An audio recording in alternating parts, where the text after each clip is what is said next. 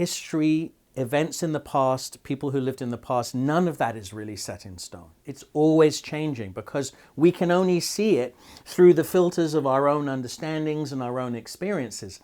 That's why Columbus is still alive. Matthew Restall, Edwin Erle Sparks Professor of History and Anthropology at Penn State and Director of Latin American Studies.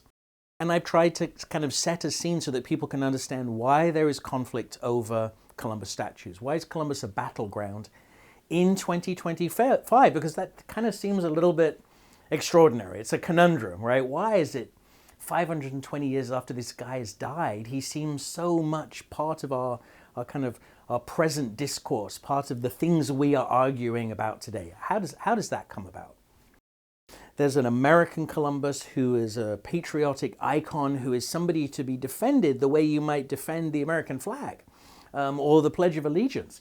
That is totally understandable because that Columbus was constructed in the 19th century, actually at the time when these other patriotic rituals and so on were being developed. But for other people, that exact same Columbus is offensive because his imagery, the way in which he's constructed, is very much about a discourse to do with Columbus representing civilization and indigenous peoples representing barbarism. And it allows people on kind of both sides of that debate to say, no, but thanks to Columbus, we now have good things like Christianity and democracy. And then others saying, that's fine, but also, thanks to Columbus, we now have a almost genocidal level of population decline among indigenous peoples in the century after he first arrived here.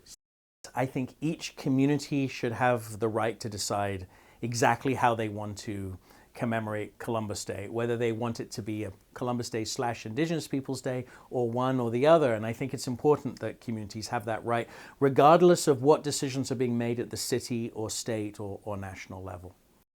What I would like people to do on Columbus Day or Indigenous Peoples Day is have conversations about these phrases, the names of the days, and why they have been a cause for conversation and for conflict and for debate and for battles as well. And to think about the history that has gone into that.